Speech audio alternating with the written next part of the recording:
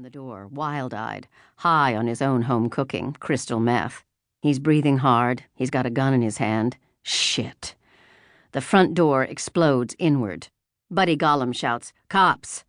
Billy Gollum swings the .357 up in my face. I suck in my last breath. And then I opened my eyes and felt sick at the knowledge that I was still alive. This was the way I had greeted every day for the past 2 years. I lay in the bed and thought about slitting my wrists, not in an abstract way, specifically. I pictured the blood. The image didn't frighten me. I looked at the clock, 4:38 a.m. I'd had my usual fitful 4.5 hours of sleep. Trying for more was an exercise in futility. Trembling, I forced my legs over the edge of the bed and got up, pulling a deep blue chenille throw around my shoulders. The fabric was soft, luxurious, warm. I made special note of the sensations. You're always more intensely alive the closer you come to looking death in the face. I wondered if Hector Ramirez had realized that the split second before he died. I wondered that every day. I dropped the throw and went into the bathroom. "Good morning, Elena. You look like shit." Too thin, hair a wild black tangle, eyes too large, too dark, as if there was nothing within to shine outward. The crux of my problem, lack of substance. There is, a vague asymmetry to my face, like a porcelain vase that has been broken, then painstakingly restored. The same vase it was before, yet not the same.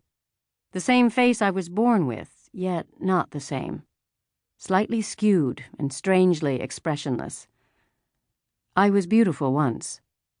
I reached for a comb on the counter, knocked it to the floor, grabbed a brush instead.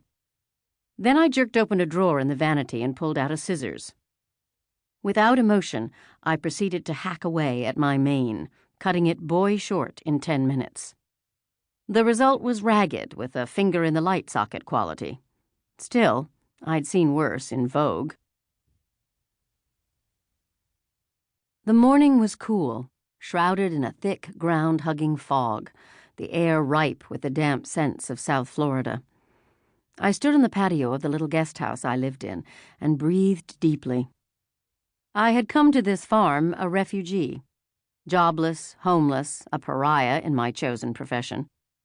I had been off the job 2 years, most of that time spent in and out of hospitals, as doctors repaired the damage done to my body that day at the Gollum Brothers trailer.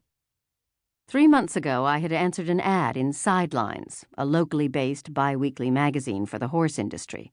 Groom wanted. Life is strange. The phone number in the ad belonged to Sean Avedon. I'd known Sean 100 years ago in my riding days, when I was a spoiled, sulky Palm Beach teenager, and he was a spoiled, outrageous 20-something, spending his trust fund on horses and mad flings with pretty young men from Sweden and Germany. We had been friends, Sean always telling me I needed him to be my surrogate sense of humor and fashion. Our families lived a couple of mansions down from one another on the Lake Worth side of the narrow island. Sean's father, a real estate magnate, mine, an attorney to the wealthiest crooks in South Florida.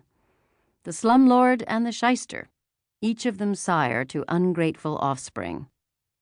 Sean and I had bonded in parental disdain and our love for horses.